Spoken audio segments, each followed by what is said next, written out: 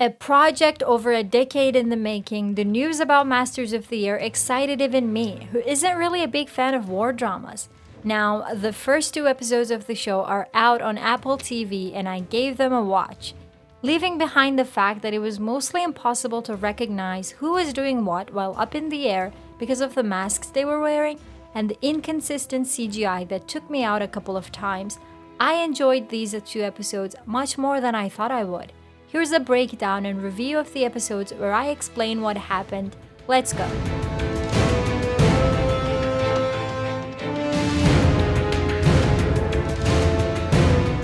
Episode 1. The first episode of the World War II drama introduced us to the various members of the air crewmen of the 100th Bombman Group, who embarked on their first mission against the Nazi Germany. Episode 1 perfectly set the scene as we met the charismatic and flashy crew members of the bomb group. The story began in 1943, the night before Major Bucky Egan left for his first ever mission. His best friend, Major Gale Buck Cleven, was there to say goodbye as we watched how he got his nickname. By the way, even though Austin Butler said he worked with a coach to get rid of that Elvis voice, it's clear as day that didn't work out. His voice took me out a few times. What about you? The first scene and then what came afterward, Egan's first observation mission, pretty much sums up what this show is going to be like. We're going to watch comrades bond while they are not on a mission, but also the hardships they face while on the air.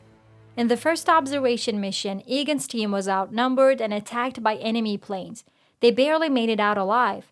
And when they returned to the base, his teammate warned him not to tell his comrades about the brutalities of the war. He said they should learn it themselves, and that's what happened when Gale and the others joined Egan in England. On the way to England, after stopping at Greenland, we are introduced to Crosby and his on-air sickness. Crosby is also the narrator and does a pretty good job at it. Because of his sickness, he accidentally takes his team to France, to the middle of a war. They escape unharmed, but he has to sort out his sickness. When they arrive in England, they get briefed by Colonel Harold Hoagland, who is sick. We later learn that he has a stomach ulcer. The group's first mission is to bomb the U-boats in Bremen, Germany. Gale pilots one squadron and Major Bill Veal leads another one. Lieutenant Curtis Biddick sits beside Gale during this first mission. They have 19 planes total in the first mission, but Veal's plane immediately has to go back because of a problem with an engine. Get ready for engine problems because we'll see that often. I guess the engines of the 1940s were not that reliable. During the mission, the German assault explodes all around them and they begin to take hits. The group loses 3 planes and 30 crewmen during the incident. And what's worse is that they can't even drop bombs on their targets because the targets are not visible at all. Colonel Hoagland has to call off the mission due to the invisibility and they return to the base. The first mission is unsuccessful, to put it lightly. When they return, we see Gale in complete shock. He's both broken because they lost 30 men already without getting to drop a bomb, and also because his friend didn't let him know about what would happen up there. So the first episode did a good job of introducing us to the main characters and their relationship dynamic. Gale is serious and is good at his job, but Egan has a drinking and gambling problem proved multiple times throughout the episode. I loved watching their relationship dynamic, but I also can't help but feel I'll cry sooner or later when something happens to either one of them. Episode 2. The second installment of Masters of the Air focuses on the group's second big mission, this time to Norway, but we also get to witness their camaraderie and strong bond. After Hoagland is transferred to another hospital due to a burst ulcer, a new colonel takes his place. The first thing this colonel does is to demote Egan, who is hungover during their meeting, which should tell you why he got demoted. 3 weeks after their first mission, while the ground crew's chief, Ken Lemons, who is portrayed by Jude Law's son by the way, is seen fixing the planes, a plane crash lands nearby, which turns out to be a practice mission gone wrong. This means over 30 more men have died and the total loss is now 66. The same night, maybe to cope with what happened, the American soldiers get drunk at a British pub while debating about whether fighting during the day is a suicide mission or not.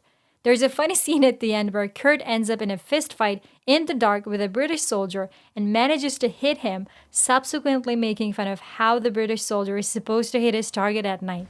Their second mission is announced by the new colonel. The team has to hit submarines off the coast of Norway. It's not too long before Crosby starts vomiting again and has problems with navigating the planes. Kurt's plane gets hit and two of his engines get damaged. Just when Kurt says he has to get out of the mission early, Egan doesn't let him and says he will protect his plane. After a tense air battle, Crosby manages to find the way and lead his team back to England, but Kurt loses the third engine as well and has to do an emergency landing in Scotland. He and his crew are safe and sound there, as we learn through his phone call later. The others are back at the base. The second mission was more successful than the first one because they were able to drop a few bombs this time around. They celebrate their success with dance, music, and singing by Egan. As a bike race takes place, you think that the episode will end on a high note, with the soldiers all happy and laughing. But the sirens start to go off and bombs drop nearby. They head back to their shelters, where we see Gale more vulnerable than ever. He talks about his father, who was also drunk and a gambler. He also looks back on what the Brits said and agrees that what they're doing is indeed a suicide mission, but they have to do it nonetheless. Overall, I have to say I enjoyed the second episode a lot more. I love it when characters get reflective and bond more with the others, and this one showed us exactly that. At first, I didn't like the fact that the show focused on too many crew members, but I'm starting to get used to the names and all the characters. I even started recognizing them with their masks on, which is always a plus.